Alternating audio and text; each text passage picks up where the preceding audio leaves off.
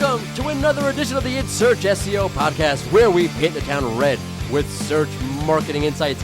This week, a familiar face for many, Ross Tavendale of Type A Media, joins us to reflect back on all the major trends in SEO brought to us by 2019, where we're at with links, no-follow hints, news links, spammy links, and the future of links, clicks, feature snippet clicks, no clicks, more clicks, everything clicks in 2019, and how to move forward, the role of the quality rater guidelines and links and technical SEO in ranking now and going forward, plus what you can learn from Google when designing and creating content for your site.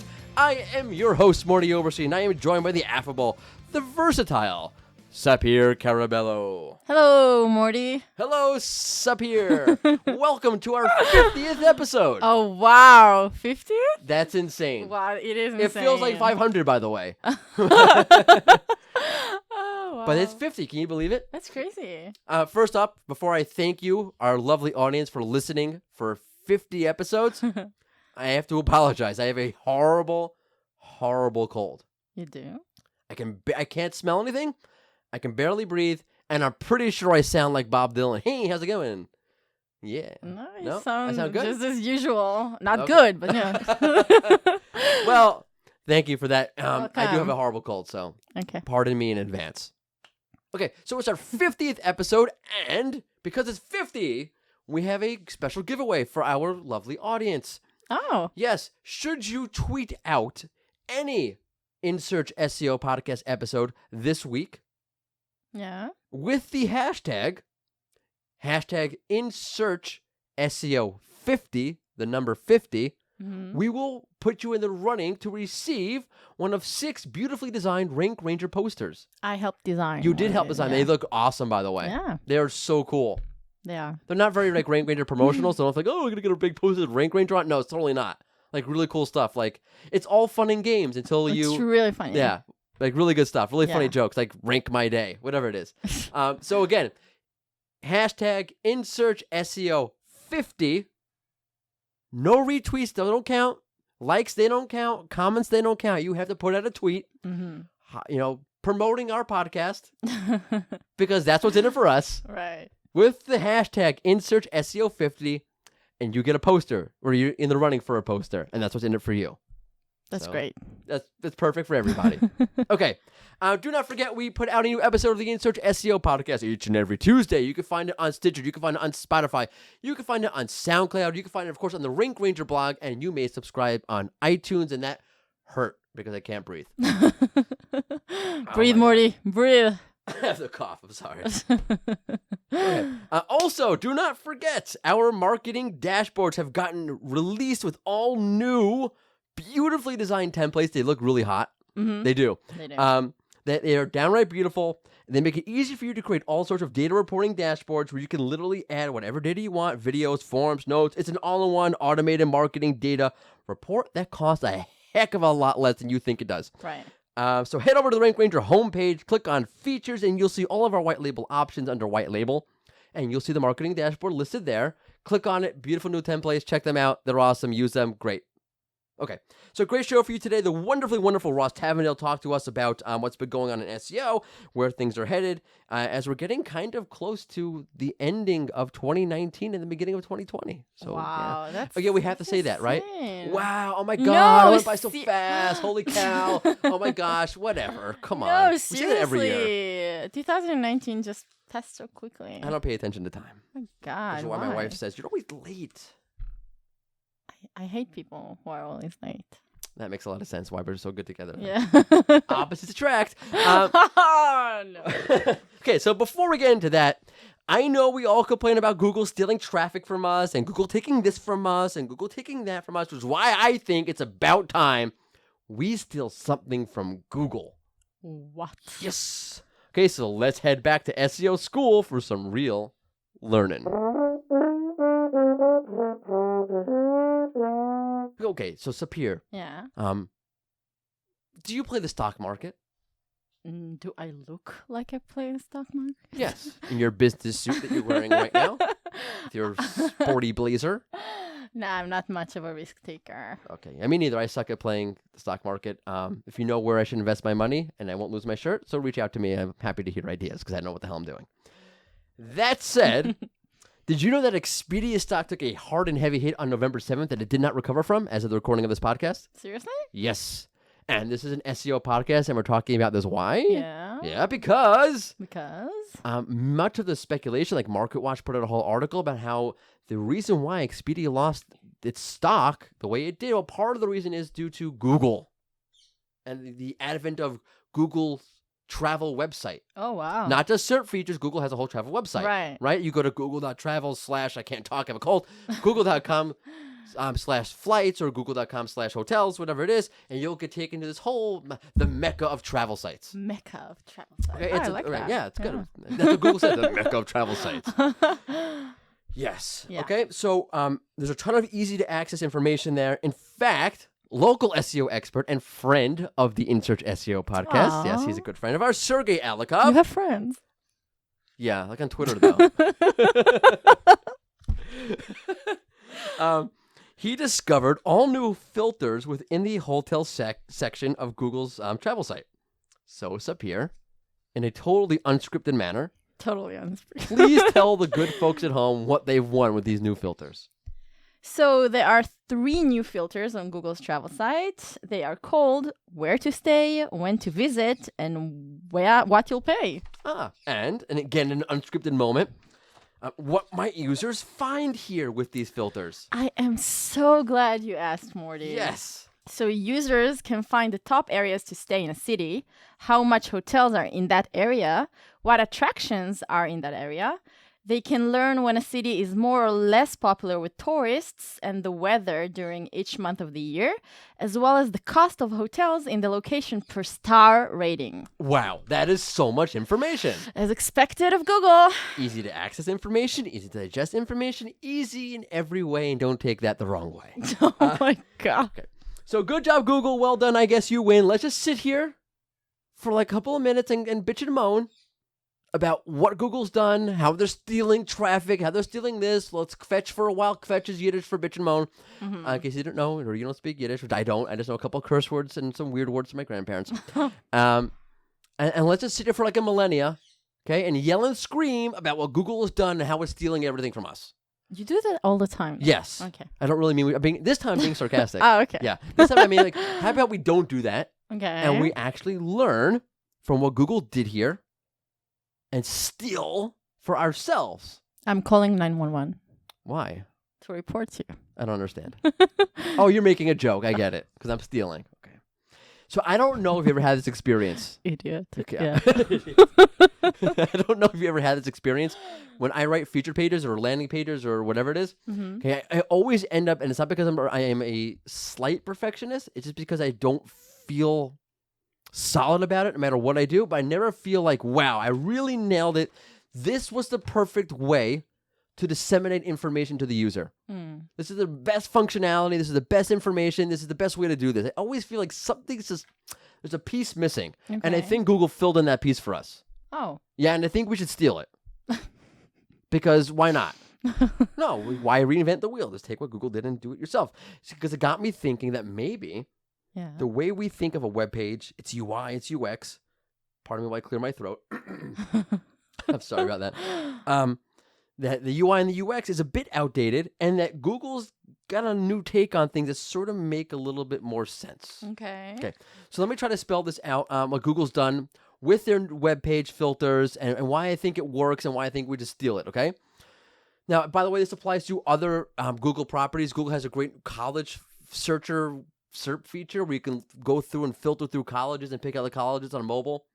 So I'm not talking about just the travel site when I talk about this, but let's just use the travel site for a moment, and let's use the new filters. So again, the new filters, like Sapir already told you, let's just run it through a little bit. Okay, let's say I'm looking to go to New York, Okay. and I don't want to stay. I don't want to stay in Chelsea.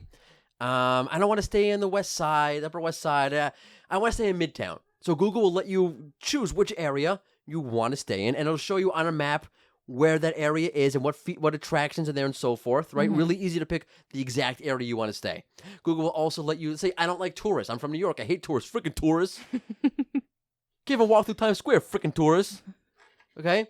I don't want to go when there's a lot of tourists. Google will tell me not very popular right now. Perfect. It'll tell me the price of when it's not popular. It'll tell me the weather for each month. I can get a lot of really good information. And on top of that, Google will let me know if I want to stay at a 5-star hotel, how much it'll typically cost me. Okay, forget that 4-star. Forget that 3-star.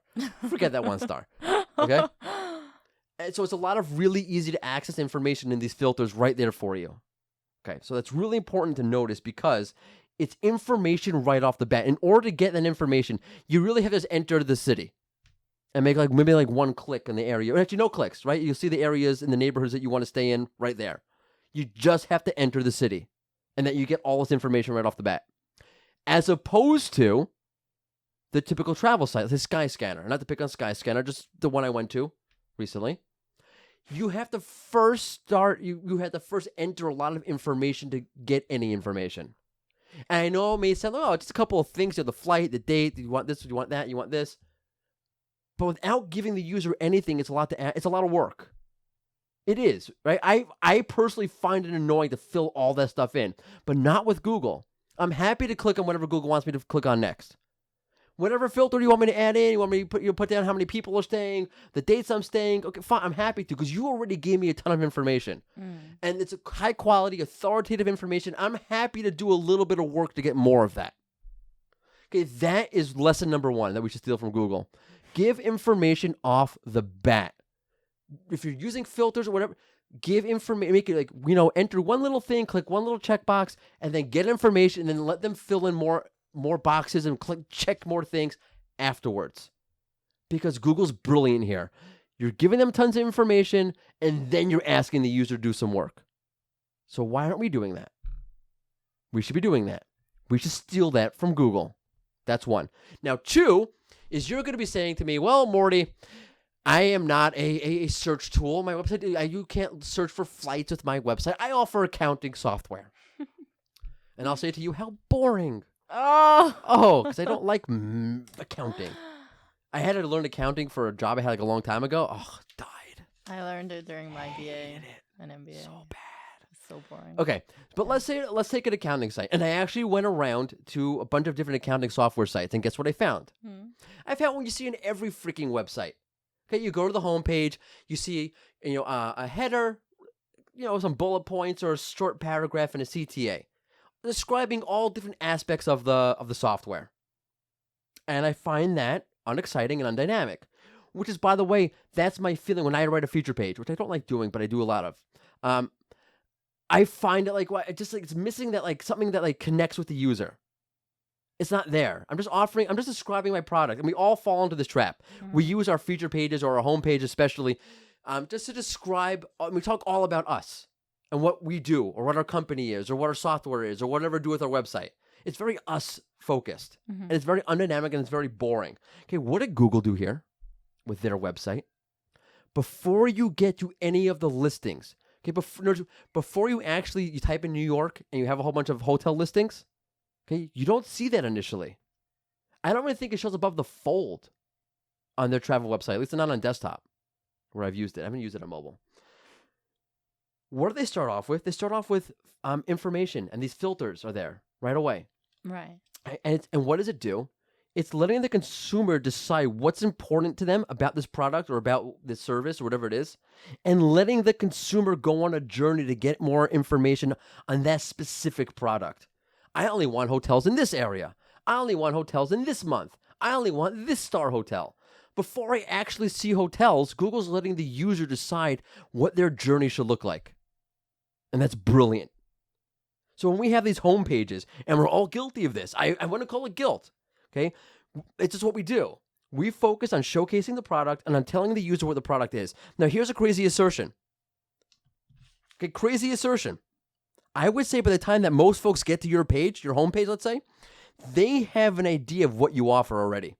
And if not, you can get that done real quick. But imagine that instead of focusing on the product, you primarily focused on the user. And outside of a bit of, what you do, what your website does, a little blurb here, whatever it is, you started to give the user access to the information that lets them start their own journey through your product right away. Okay, so how would that look here with an accounting software? So a user gets to the site. okay? And they see a blurb about who you are and what you do and whatever. But immediately after that, they get some sort of option or some sort of functionality. And there's a million ways you can do this. That gives them a bit of info or lets them select something that speaks to their particular use type. So that could be for accounting software, right? You might see an option. You might show information based on different user types. Small business, individual taxpayer, like I'm using your software just for my own personal tax returns, or I'm a large corporation, or a filter that automatically comes up and says, okay, see more information if you are a small business. See more information on our product if you are a large corporation. Or see more information if you are using our software for your individual purposes. Whatever it is, some sort of either information or some sort of option that leads them to get more information on that specific aspect of your product. In other words, just like Google, offer the user a way to see information for their specific profile right away. Right? You may want to start whatever it is, okay? Like with Google, okay? They start you off, you can select which neighborhood you want, or which star rating you want, or which month you might want to stay. Boom, okay? Google has it for you right away. You may not care about that.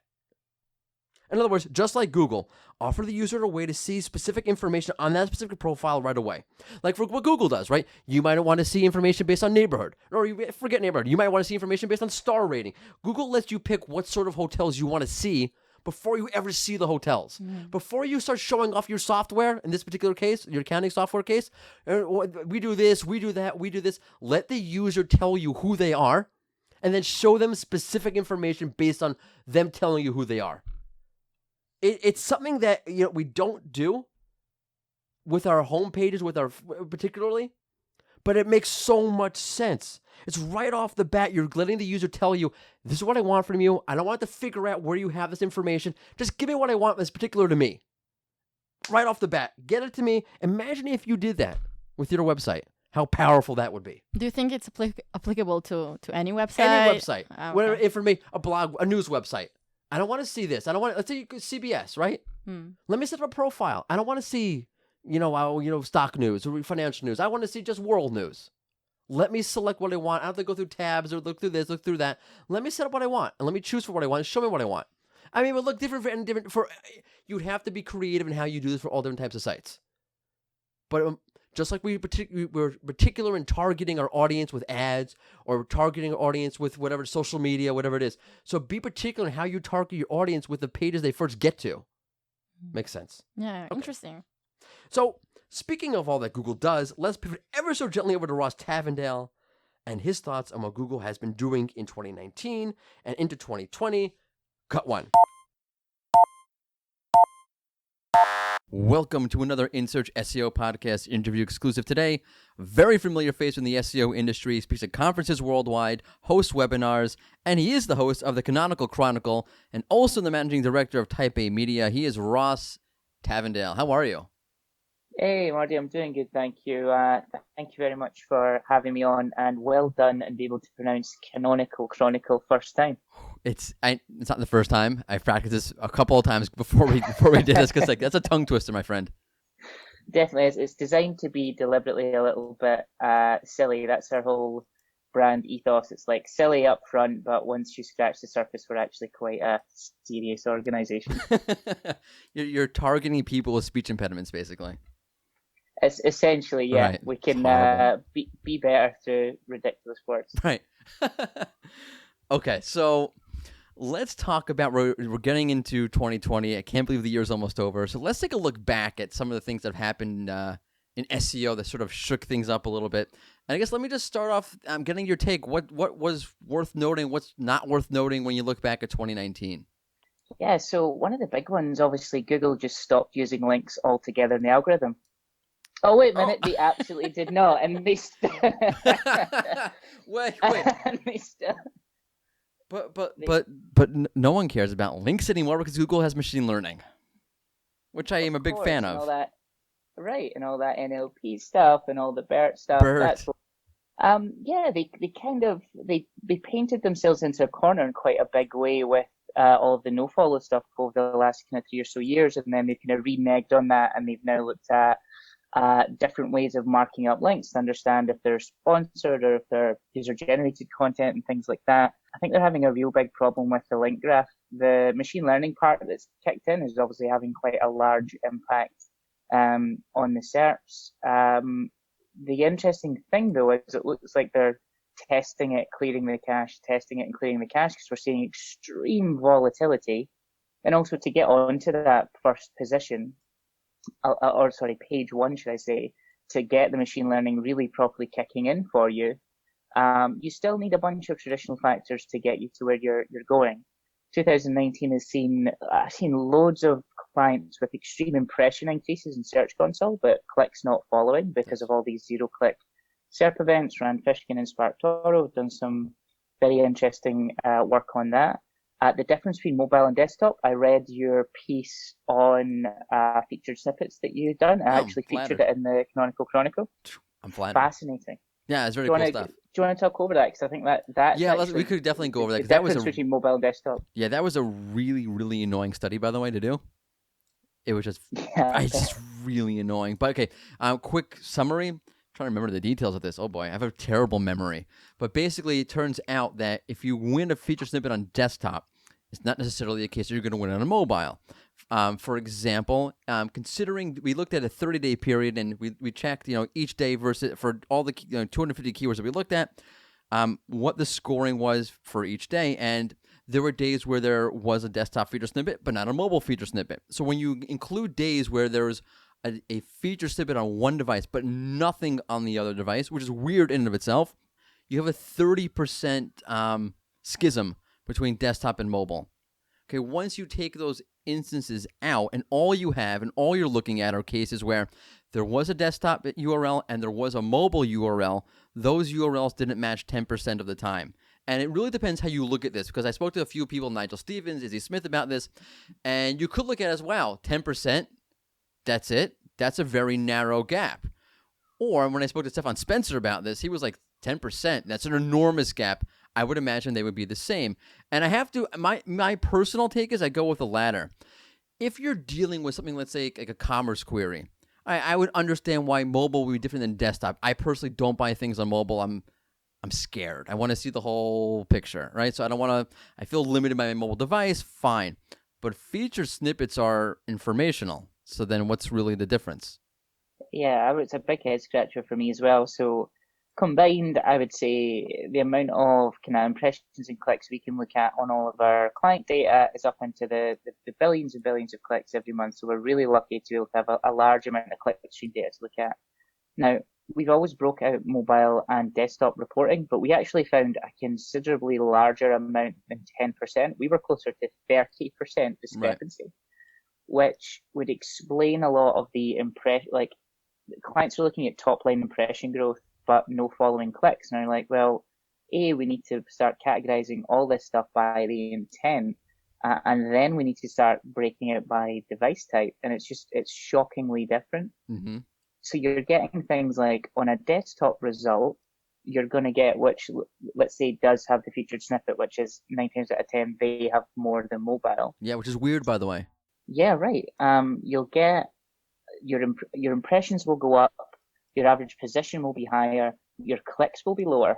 Weird. Yeah. And then on mobile, the impressions will be slightly higher, the clicks will be up. Okay. But your average position will be lower. And you're just like, wait, what? Average position lower, clicks higher. It just makes zero sense. And that's at scale. You're just like, oh my God. Then you're speaking to a client who kind of gets SEO, but not really trying to explain this phenomenon. You're like, I give up. So you're saying you see less feature snippet clicks on desktop? Mm-hmm. I've always been really anti-featured snippets. Me too. Oh, I'm not okay. This is the thing. Like, our entire industry just they dig their own graves and create ropes to hang themselves, just so we can get some tiny little wins. So this is like spineless account managers working at SEO agencies who have real trouble explaining things to clients in kind of direct ways, and they're just looking for the small, because SEO is hard and it takes a long time. So they just want any little quick win to show that the work we're doing is actually having a positive effect. So we'll mark everything up as Google asked us, and then what do? They rip our information, they surface it in the the SERP and they don't give us the click. Oh, okay, is that good? Well, no, it's good for your if it is. brand. It's good for your brand. That's why I get that. I get that argument. To me, that feels like, okay, there is it's not valueless, and I do get that. And if you get it, then wonderful. But to say like, okay, a feature snippet is still a win because my brand is being featured so prominently feels to me like a way to make ourselves feel better. Like I didn't get the click. I put all that effort into getting the feature snippet, so I gotta make myself feel like there was something to doing all of this. But your brand isn't being featured prominently. Your result that's attached to your brand You're is in a being featured prominently. URL. You're in a URL. Not even a URL. So that's their thing. So they're completely removing the URLs from search on now mobile, as well. And right? it's now just Yeah. It's just keywords, and you're just like, well, my brand is my values, my logo, my color palette, my whole thing. You're getting a blue link, not even a blue link anymore. You're getting words on a page and a result. So the whole being brandable. I know you've got favicons and things like that, so there is some semblance of brand, but yeah, but favicons to me, that by the way, doesn't only look help good if you're to a me. big brand.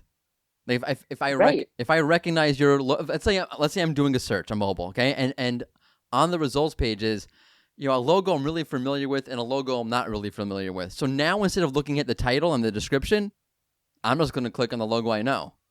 So that sucks for smaller brands. Absolutely. It'll completely decimate them. So, I mean, yes, it means that all the old school rules apply, making sure that you've got good titles and compelling descriptions in order to get the click. But yeah, I'm very against the featured snippets thing today. So I try new diet fads all the time, and I find myself doing it now. I literally typed in like "Are oats paleo?" and it answered it straight away, and I didn't click on anything. And that's quite a valuable SERP for whoever's information was ripped. And Yeah. you know something? I've got no idea what the brand was or the website was exactly. that gave me that information. I 100%. just know that Google gave it to me. That's it. But it's what it's really all about. It's all about Google having authority. Google is now the provider of all information.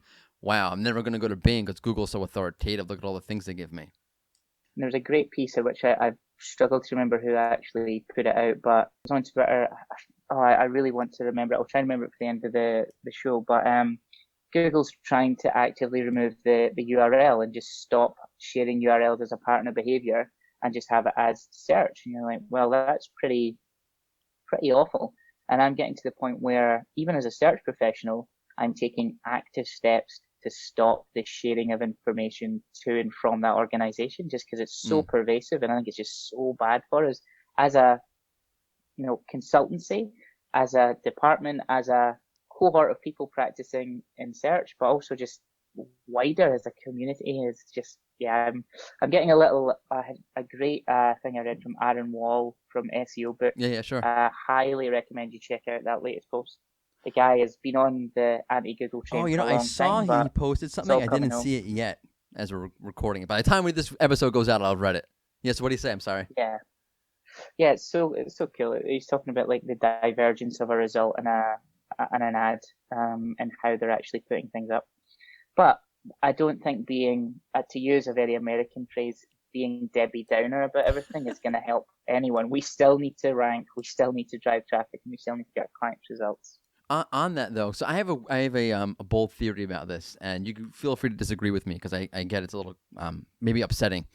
I think the era of top level content is dead. In other words, I compare it to like when Napster came out, and then you had legitimately with iTunes where the music, the money in music wasn't in albums anymore. It became touring because who needs an album? I'm just going to download a song here and there, and it's not the same kind of money. I sort of feel we're at the point where there's a natural evolution in content, and it is what it is, and just do what Google can't do. Like, if you're going to have a site that's going to offer me the temperature outside, well, Google can do that. But Google can't show me trends and analysis and whatnot, that deeper sort of information that SERP's just not built for. So, okay, I give up. You take the direct answer, and I'll focus on something else. Yeah, I think it's the value add is where you've got to focus now. And looking at things that you can't just answer it in one shot. And the thing is, if you can answer it in one shot, this is the other thing. For all those things that can be answered immediately in a featured snippet, to rank for that, what you were doing previously was you were creating a 2,000-word article to rank for that and putting the answer at the bottom, right?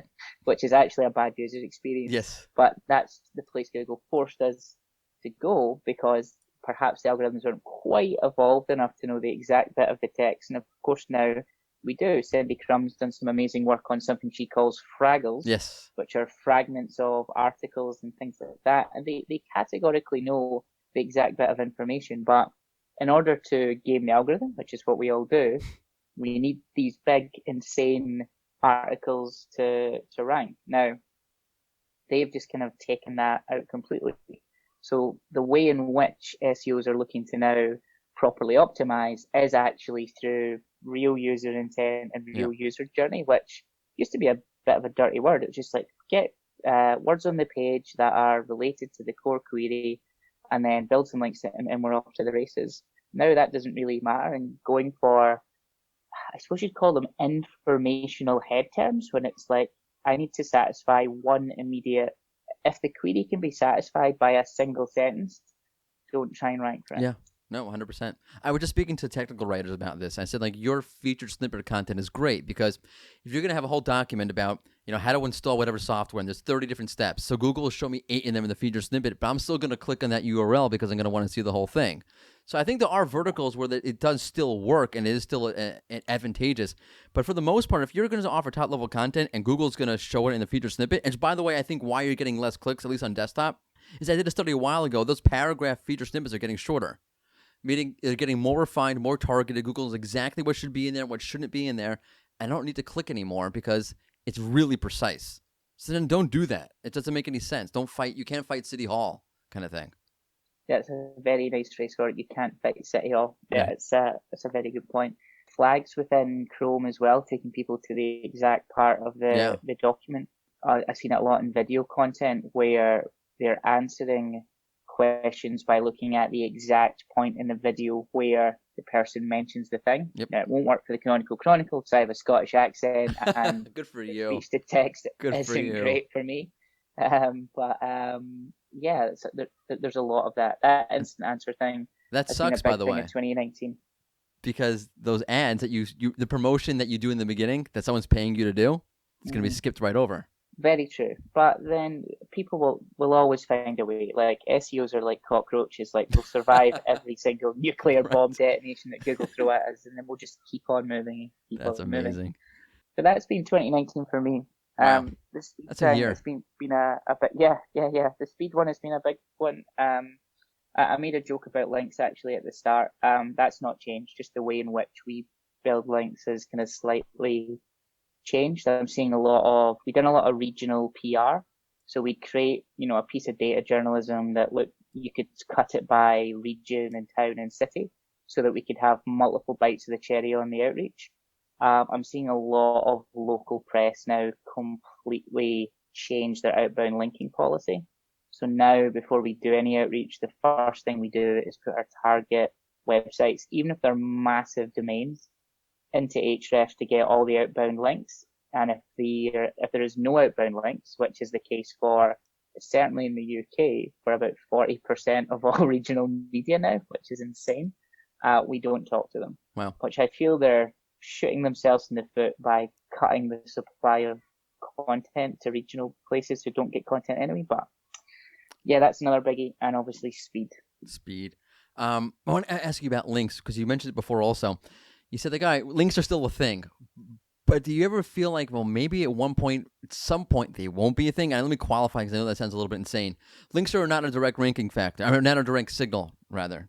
Misspoke, right? They speak to what might be authoritative, but they don't actually intrinsically understand the content. If Google's integrating all these things to help understand content, BERT and rank brain and neural matching and a topic layer, all these different things, at some point they are getting better. They're going to get better to the point. Do you think they'll get better to the point where we'll still use links, obviously, but we don't have to rely on them to such an extent? Yeah, I mean, I think entity authority is going to be a big thing. So we've seen this already quite a bit. If you look at any major player in the SERPs, if you go to Wikidata, drop their brand in and see all of the databases that reference them in some sort of structured way without links, that's got a massive part to play. If you see anything with the knowledge panel and inspect element, you'll see a number which is u/then a string. That's their old Freebase ID, which Google obviously bought, which is now powering a lot of the Wikidata stuff. And that's the thread that connects all these different databases up. Now, there's no reason why you can't start looking at mainstream media as a database. And because they can understand entities in text much better, there's no reason why they can't start looking at an unlinked mention of an entity in a newspaper, in a magazine, and start using that as weighting. Yeah, I mean, and actually, John Mueller said that they do actually use that, not as a page rank thing or as a power thing, but to understand more about brand signals. So it's just getting more complicated. Will links go away completely in 2020? No. Will they go away over the next 5 to 10 years? Again, probably not. I think it's very telling that they're asking people to mark up links differently because they rely so heavily on the link graph, just because the flow of information and the amount of pages being published in the index is so high that it's too hard to police properly. So the link thing is unlikely to go away. By the way, what was up with that whole, okay, no follows or not really no follows, now they might be a hint. I understand, like, do you really think the whole issue was there's so many publishers automatically no following that their link graph really had a hole in it? It's hard. I have a hard time with it a little bit, only because, let's say you're CNN, right? So you're linking to, how many times are you linking to a given page where, let me rephrase that. Okay, I'm website X. CNN links to me. Joe's Coffee Shop links to me. So if CNN's not linking to me, there are still links pointing to me outside of news organizations. So let's break out the page rank from a kind of trust rank, if there is such a thing. Getting right, it's the whole gangster problem. So if you're a gangster in the neighborhood, you do not have a money or a power problem. You have a trust problem. Right. And if you look at a lot of people in the SEO world to use links to manipulate, a lot of us do not have money problems and we do not have power problems. We have trust problems. So we're not going to rank for certain things if we're not close to a trusted seed set of websites like CNN, Wikipedia, etc. Now, if all of that stuff starts to become no follow, it's very hard to differentiate what is actually good quality and a vote of confidence and what is their comments or what is things that they don't trust or UGC or whatever. Now, they can just make a rule for these big sites and say, well, it doesn't matter. These parts of HTML on the CNN website, if there's links contained inside of that, we'll treat that differently. There's only so much bandwidth that they have as a company to do that. And as new websites come into the fold, like the media landscape is it's changing to such an extreme. And I don't think I need to tell you about the absolute, I was going to say a bad word there, That's okay. You can say poor it. quality of websites inside of Google News, as well as some of the bigger ones. In fact, they even struggle to prioritize what is the original source of news and what is syndication. So yeah, they've painted themselves into a corner there. By the way, if you do a search for something like, I don't know, big news, breaking news, important news, they're still relying on the title for that. So you'll find something from, like, I don't know, like Nowheresville, the Nowheresville Times showing up instead of CNN because they use the word breaking news in the title. It's really a joke.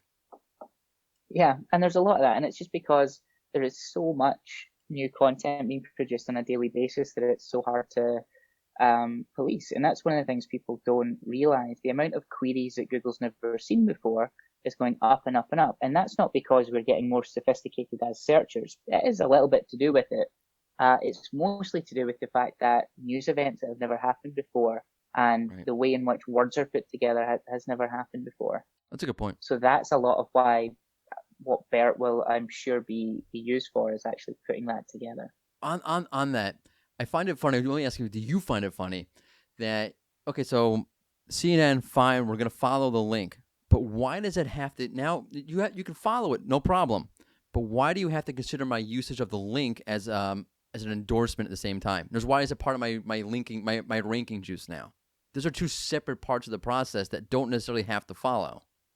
Well, the thing is, they want to get you into a consideration set in some way. So for every query, there's a bunch of URLs in the consideration set. So how do you get into the consideration set? It's kind of like, why would you ask people to have a degree in this day and age before you interview them? Well, it helps them get in the consideration set because it's just an easy thing to lock onto before we can put some rigor towards it. Now, in Google's world now, the rigor is machine learning, which is just user interaction.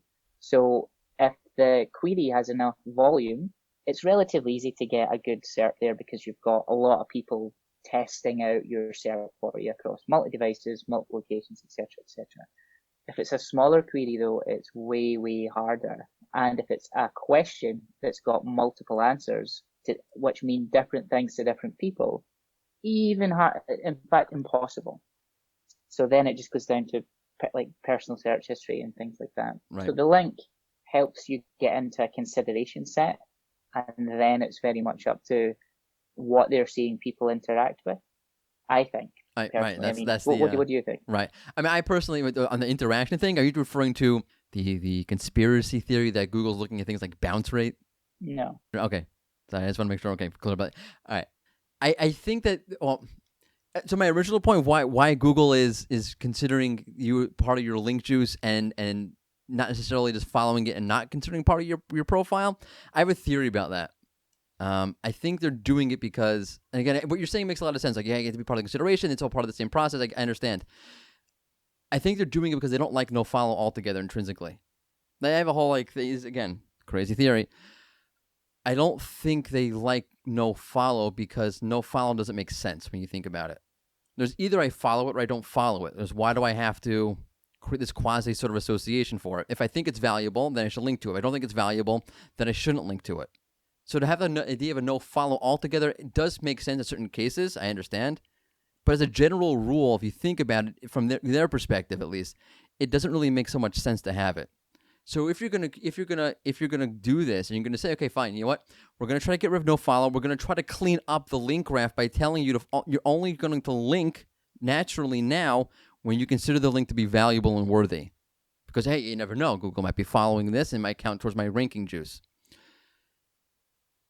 If they're doing that, and if that's the case of what's happening, the idea of using the nofollow link is going to be totally different. It's going to be a totally different construct. The way you're going to use it, way you're going to go about it is totally different.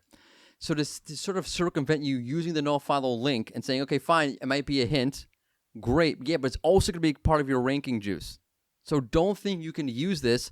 We'll follow it and whatnot, fine, but we're also going to count it on you as a sort of a check in the system, right? If you're going to use a nofollow link, fine, but now there's a consequence to using it. I would call it almost like a penalty, in a way, but a nice backhanded soft slap in the face.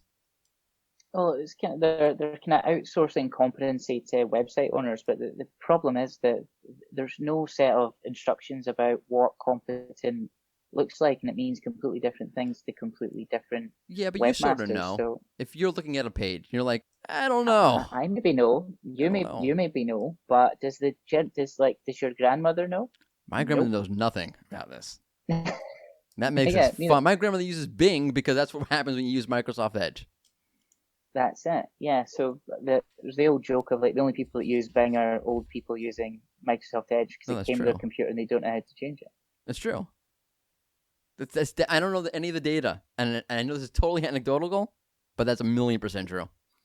Which I don't actually believe. So like that's with all those old people, like that's just learned helplessness. So what I like to do when I go to my grandparents' house is I'll put their homepage instead of Bing, I'll put it to Pornhub, and you can sure as hell they'll work out how to get it back to Google. It's all just pretend. See, my grandmother would keep searching, not realizing what's happening, and then the results you would get back would be quite interesting. Right. That's why they keep complaining about the youth of today, because of their bad search results. That's what it is. And hooking their grandma up with Pornhub. Yeah. Anyway, I don't know where to go from here now. Wait, let's keep talking about news. So the original reporting thing is interesting, right? You mentioned that Google has a hard time understanding what's really original, and that's because of the canonical, right? So Reuters puts out a piece. I don't know, CBS News, ABC News, CNN, whatever it is, they also pick up the piece and they canonical to themselves. So I've seen cases, Ali Berry from The Motley Fool was complaining about this. Igal Stopler from Investing.com was complaining about this, where they put out a piece, it's syndicated, and because of the way the other sites, the syndication sites, are using the canonical, Google's confused. That makes me confused because Google's a search engine that can create a self-driving car, but it can't figure out who the original source of the content is.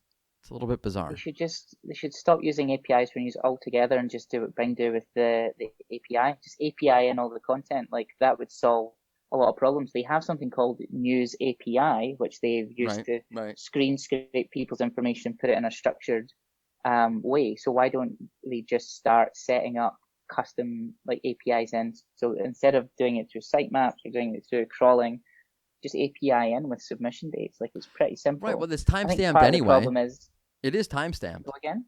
It's timestamped. I actually asked Ali Berry. So when you put out an article, how quickly is it syndicated? It's like instantaneous, where Google will have no idea who had it first based upon when it was put out there. She said, no. What usually happens is the syndication site is going to look at the content and then make a decision process, because they don't syndicate everything we put out. They syndicate this story, but not that story. Because of that decision process, there's like a couple of minute delay between when the original source puts it out and when the syndication picks it up. So why not just use the timestamp? Unless you're so worried that CNN's going to manipulate the timestamp. Well, not even that they're going to manipulate the timestamp. If Google's looking at identical information, then they need some other metrics to work out who is the authority. Like it the might author. Be whenever they discovered it, it might be the right. It might right, be the but author. the author says Reuters, which is the best part about that. When they syndicate the content, it's in there, right? But Reuters Joe Schmo, isn't AP an News. author. Reuters isn't an author; it's an originator. So I wonder if, as part of the algorithm, because they can't attach it to a human who is part of as an entity in their knowledge graph, and it's just Reuters, they're like, doesn't compute. Therefore, look, the next one is someone from like the Oklahoma Press or whatever the hell is. Well, they don't know who they are to begin with. Right. Yeah. There's got to be a better way to figure this. If they wanted to, they could figure it out. That's what makes me upset about this a little bit. I think the only reason they're doing it is because of money. So I guarantee that because they rely so much on these publishers putting AdSense banners and GDN display stuff all over their site, when they get upset, those are their customers, really. Yep. Like, that's their ad inventory. And you've got big media companies, media buying companies who usually own that relationship, who used to give them 20% on the back end and do all sorts of back channel deals. Google don't do those back channel deals with them, so they've got to keep them happy. Yep. So if they're taking the core of their business, which is serving the correct news to the correct people, and they're not doing that, and they're not only taking their hard-earned work and giving someone else the credit for it, oh boy, that is a hard one to explain in those quarterly meetings that they must go to about increasing your GDN and your AdSense sales. Like, that's the first thing they're going to talk about. Just to back that up, if you ever want to see how powerful the media industry is vis-a-vis Google, just look at AMP. Right? I've never seen any other vertical, any other industry have so much sway over Google to say, like, hey, like, you need to figure this out because we're losing our shit here, and if you don't figure it out, we're out. And you see Google just bending up, trying to figure things out. Yeah, I don't see this like with, I don't know, whatever other, the sports industry or the entertainment industry, whatever it is. But the news industry, which applies so much content and new content, they have Google's number a little bit. Yeah, it's a hard one because they're going out of business slowly, but surely they're relying on ad revenue, and they've got perverse incentives in order to make that keep going. So they'll literally do and say anything to keep the kind of party going. And the way I see the news industry is there needs to be some radical change in the way that they monetize, because that is just water circling the drain. Like, it's not looking good in the next 10 years for those guys. I'm not so upset about that for most news websites. I have no affinity for the media, in any regard for any political spectrum. That's something to do with my politics. I just don't like the media. Well, there's something interesting. So you've got no affinity to the media there because you don't trust them. Yeah, I don't trust them. That they're currently putting out. But what do Google use links from major media sources as? A trust signal. I know, which is funny because I think I'm a real cynic. So I think everybody has a bias. You're on the left, you have a bias. You're on the right, you have a bias. You're up, you're down, you're diagonal, whatever you are. You have a bias, and it's really coming through. I can't remember, like the Wall Street Journal article with Google recently. What the hell was that? That was a badly put together hit piece is what that was. I mean, look, even if you think Google sucks and they're terrible, you should at least do more than 17 searches to figure that out. I just did 17 searches in the last 5 minutes. Yeah, I felt quite bad for some of the SEOs that were represented in that, because I think they were misrepresented and they just cherry-picked what they wanted to to hear. So Isn't that's that a nice? classic example of putting your spin on it and your bias on it. Yeah. Twitter, all the people who were interviewed on it on Twitter kind of stuck up for themselves a little bit more, but yeah, it's getting. I just feel like everything's getting a bit mental out there. Yeah, I've it's never true. like. I've changed browser to Brave Really? instead of Chrome and Firefox just because I need something to just drown out the extreme noise. That's interesting. I just So saw an far article so about good. using Brave like literally 15 minutes ago. You like it? Love it. I mean, it's based on Chromium, so we're not actually getting away from Google at all. Right. Okay. Even if Microsoft is, so like something you can't get away Yeah, from it. so I mean, it's still their proprietary technology, but their browser is all open sourced, and there's nothing fed back to the mothership. They have something called Brave Rewards, which means that they show non-targeted advertising, which you either can get cash for, so you get paid to see advertising, or you can tip the people who are actually producing the content, whether that be YouTubers or journalists. That feels better. That feels like Right. more of what's going to happen in the future. So, are you a DuckDuckGo fan? No, it's just a bad search engine. So that's sort of the problem. Although I do have a feeling that there's going to be more traction with that site than let's say Bing or Yahoo going forward. Like if I put money on another search engine other than Google, I would put my money on DuckDuckGo. I'm not saying you should do that because I'm a horrible investor, so don't take my advice. But if I had to, I would. Nah, it doesn't. Like most people aren't actually concerned about their privacy. I seen a piece in again the Wall Street Journal. It said that 60% of Americans feel that they're being tracked or surveilled on a regular basis by big tech and the government, and they're fine about it or they feel helpless about it. Right. Jesus, That's that's right. awful.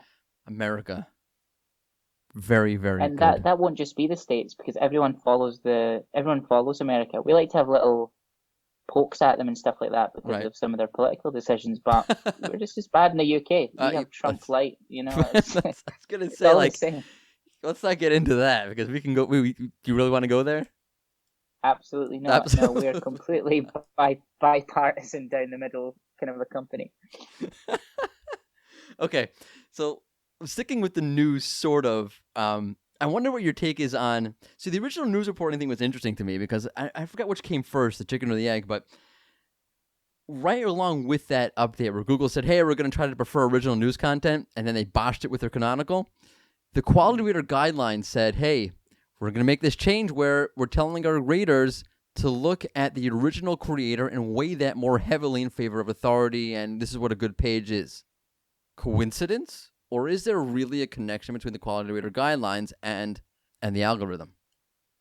Which again has been one of those like themes everyone's been talking about and getting all upset about. The quality rater guidelines for me are just a big nothing burger. Like the fact that they keep referring to it and it's all like just improve your site. So was it Danny Sullivan came out with the last algorithm update? He's like, our advice is always is just improve your site The last one, the in last general, and you're 50 of just them. like, yeah. In fact, it was actually a webmaster hangout with Martin Splitt and John Mueller, and they were saying on speed optimization, he's like, "Oh, just try and make your site generally faster. That's our tip." And I'm like, "Oh, enter slow clap. That is brutal advice."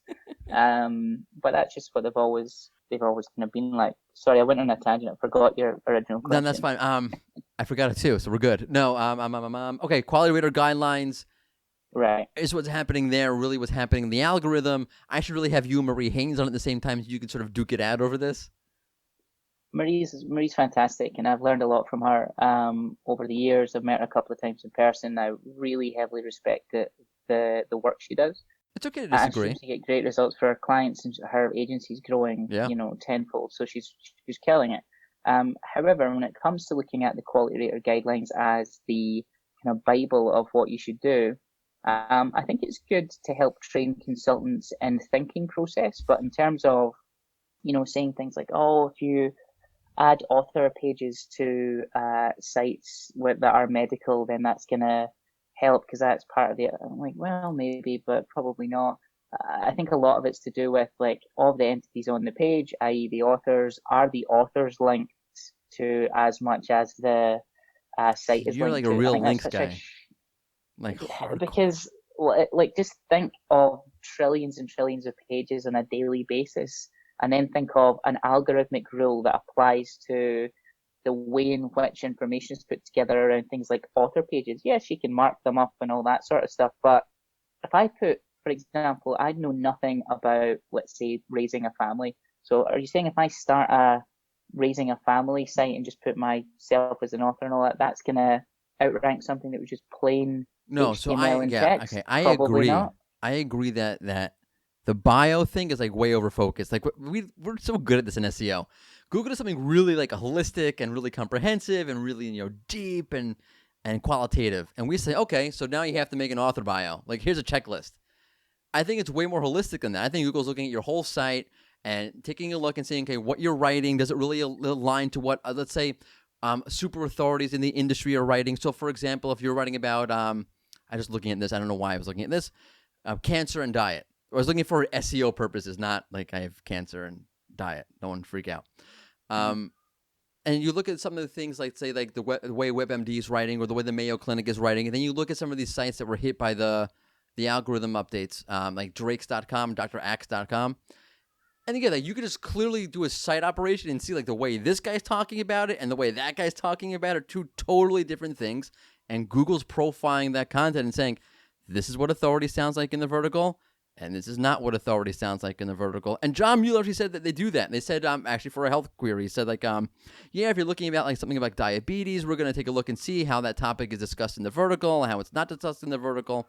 So yeah, okay, author bio, I agree with you. Like if you're just going to create an author bio and that's how you're going to look at what authority is, that's dumb. And Google will look at links instead. But I'm asking, and I'm just going to push you a little bit, when Google is doing something way more holistic, way more qualitative to develop an understanding, how does that stack up against links? Yeah, so I mean, I like to be facetious when it comes to the whole link thing, but yeah, holistic on-page changes are a big thing that we started to do from the most basic of like proper siloing of information. You'd be surprised how much that makes a huge change, just changing structure of how information is put together. With regards to quality or guidelines, we kind of freak out every single time there's a minor change of language in it. That's true. And I think that's just what we're like, and we tend to hang our hats on one thing that we find easy to understand. And seeing as we are like a nation of people who say it depends is our first answer to everything, but when we're asked about things like EAT and quality or guidelines, we've got hard rules on what's right and what's wrong. That's true. It's That's just a good point. ridiculous. I agree Depends with on the vertical. Yeah, depends on the vertical. Depends on what you're trying to do. Are the quality or guidelines like major ranking factors? Some of them probably are. And I hate to be that guy who's, I think actually the old Matt Cutts videos of just like create good content and then we'll figure the rest out. Like that's becoming truer and truer and truer. And it really pains me as a link builder, pains me to say that. That sucks. Sorry, buddy. Yeah, but it's true. It's true. Okay. So to quote Bob Dylan, the hour's getting late. He didn't say "and I was getting laid." It's the hour's getting late in All Along the Watchtower. That's a common lyric miss here. Going to 2020, if you can think of like one thing that you would say, like, yeah, this is going to be a big thing in 2020. Cliche sort of question. I like cliches though. What would it be?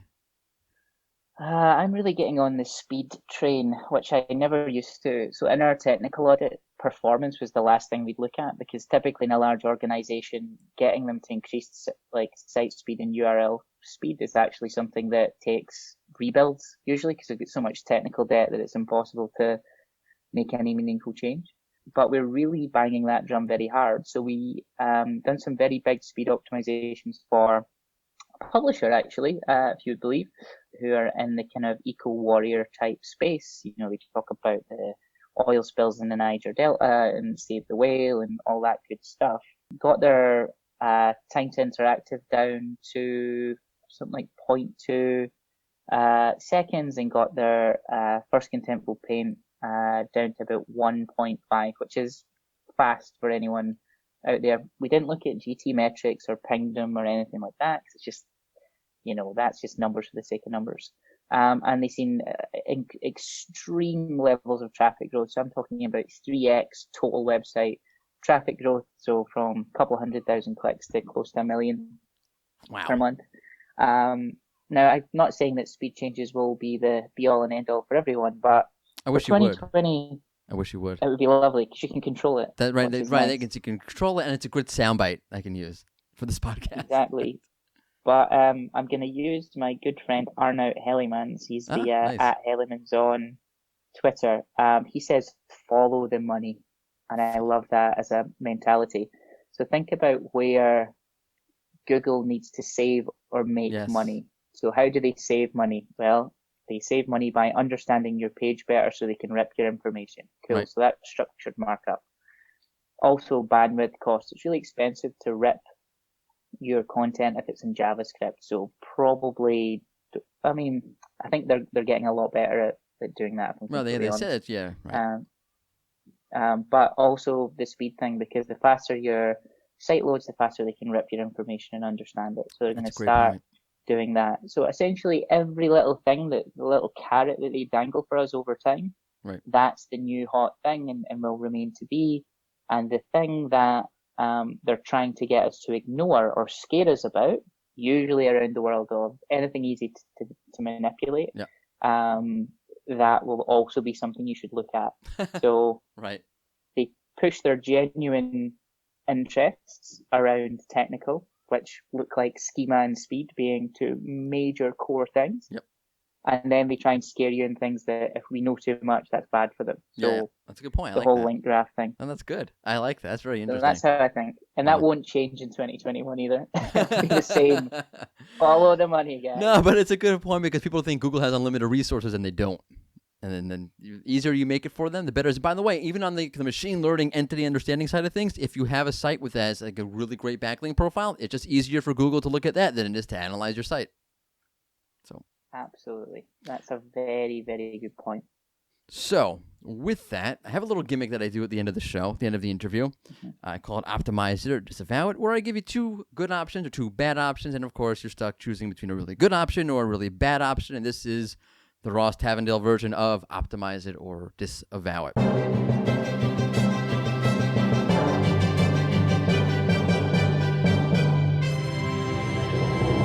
So keeping with this theme that we've sort of been talking about, holistic sort of things, entity understanding versus things like your links or even your page speed. In 2020, if you could only do one, you could focus on either creating really good content, all those nice fluffy sounding things, or actually do your technical SEO up to a T. Your site speed, site audits, links. Which would you do? You can only do one, and it doesn't depend. Okay, so if I could only do one, it would be content. And the reason why is because I'm going to use a Mark Zuckerberg-ism here. His whole thing was if you optimize your user base to get 10% more sticky and you've got 100 users, that's 10 more people that you've achieved, or you could just go out and find another 100.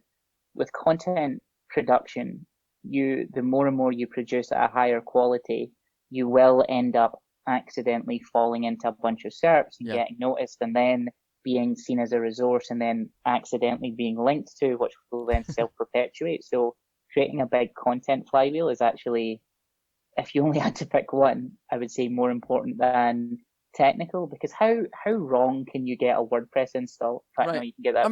Wrong, for the most part. For the most part. Agreed. Yeah. Fine. So that would be it. Just content at scale. By the way, that's it's a little bit interesting that I have this thing, people will talk about, I'm going to target this keyword, I'm going to create this content for this thing. But I always wanted to somehow put numbers to this, and I don't know if I can. How much of your traffic and how much of your rankings have to do with keywords that you had no idea you were targeting when you set off to do it? I venture to say it's a lot. Absolutely. That's the first thing we do with clients. We go into their search console, we pull via the APIs, you can't get an interface, the URLs and the keywords next to them so I can see all the duplication. If there's more than 10 keywords ranking for a URL, that's potentially a cannibalization thing where we want to build out more pages so we rank higher. Just a really nice, easy, immediate thing you can do. Nice. Well, thanks, Ross. I really appreciate you coming on. It's great to speak with you and catch up with you soon, hopefully. Yeah, thank you, Mordy. Really appreciate the invite, and talk to you soon. Talk to you soon. Thanks. Welcome back to your regularly scheduled In Search SEO podcast programming. I wish I had a Scottish accent. Wouldn't that be cool? No. Oh, Please, so God, please. Can I have one? No. No. Thank you. It was, by the way, good stuff, great stuff. There's so much more to cover in 2019 than just that, but so it goes. We only have so much time. But I do want the Scottish accent. Okay. Okay, fine. With that, Can you try to imitate this? we're about to do the news. Can you do the Scottish accent? Yeah. No, I don't want to mess that up. Not now. Okay. Not Later. now. Okay. So up here, Yeah. it's that time again where we look back at the week and we reflect what happened in SEO. What Just up happened in here. SEO? Could you please hit it with the news and tell us what happened in SEO?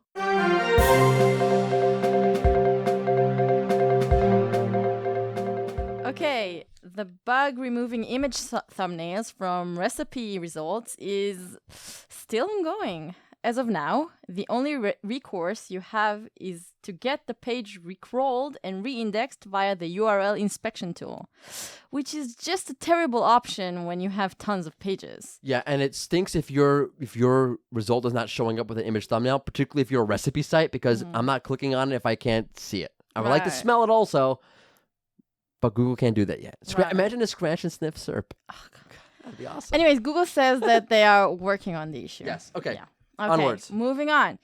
As mentioned, Google has added a few new filters for easy access to hotel info on its travel website. Want to talk about that? No, We already please. did. We already did. Okay, fine. But you should definitely go over and check it out if you haven't checked it out yet, even if you're not planning a trip. Go ahead, Right. check it out. Okay. Lastly, an interesting test has Google showing a blue arrow next to each URL. And it sucks. It looks disgusting. I don't know what they're thinking. Except, okay, slow down. Okay. Slow down. I'm talking to myself. Slow down, Morty. Yes, as usual. It looks horrible. Okay, it's imagine a little triangle next to the URL, a blue triangle next to the URL. But Sergey Alikov, who found this, along with Valentin Pletzer, also found this at the same time. Sergey, second name drop for Sergey this episode. Good job, Sergey. He said that one of the reasons he thinks it's there is because it makes the ad URL look like an organic URL. In other words, if every URL, organic, paid, right, they both show with that blue arrow next to it, it makes the user think that they're all the same. It creates uniformity, which makes you think, hey, it's not an ad. Let me click on it. More ad clicks, more revenue. Get it? Interesting theory. It is. I think it makes sense. Yeah. But hopefully Google won't do this because it's just ugly. And that's the end of the news for today. Thank you so Okay, much. You're welcome. Which means Which it's... means- oh no. It's what? Oh, Come no. on. You do it. Which means it's time for the fun SEO send-off question. Roll music. Yeah, now that's your That sounds job now. horrible. Now that's your job No. now. Now that you do it one time, it's your job. Oh, God Particularly help me. because I can't talk anymore. Like I feel it in my voice. Okay. I sound like some kind of like 90s rocker at this point. No. I you feel like really I don't. sound like that. No. I always wanted to sound like that. I even bought leather Alas. pants to sound like that. Okay. Okay. Fun SEO send-off question is... Okay, it's a terrible question. But you made it. I was okay. Background. Sabrina's like, this is the worst question. I'm like, but but you suggested it. She's like, why are we using it? But you suggested picked it. it. You picked suggested it. You picked it out of the. Okay, you the know. question is- Okay, the question is. Who would Google marry? Who would Google marry? Oh God. Do you want to answer? Oh yeah. I guess I should answer. Who would Google Amazon. marry? Amazon. Let me explain. Okay. I compare it to like a political marriage. Like the reason why Hillary stayed married to Bill Clinton was not because they loved each other. Wow. Because Hillary said, hey, if I stay married, I could become a senator and run for president. It's a utilitarian marriage.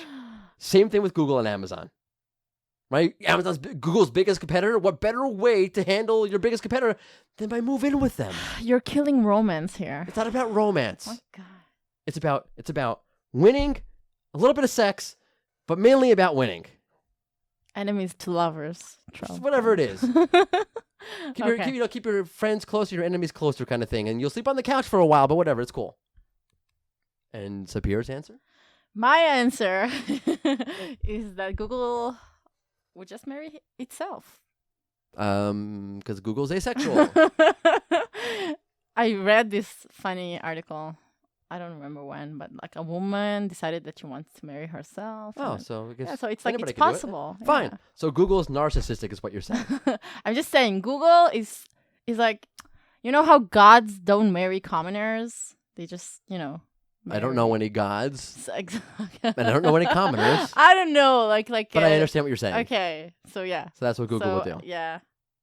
Everyone else are just like inferior. And that'll do it for this version of the InSearch SEO podcast. Thank you so much for listening and getting us up to 50 episodes. We appreciate it, but my voice can't handle anymore, so that'll do it for us. It's been In Search because we're all in search of something. Ooh, nice. Thank you. Thank you.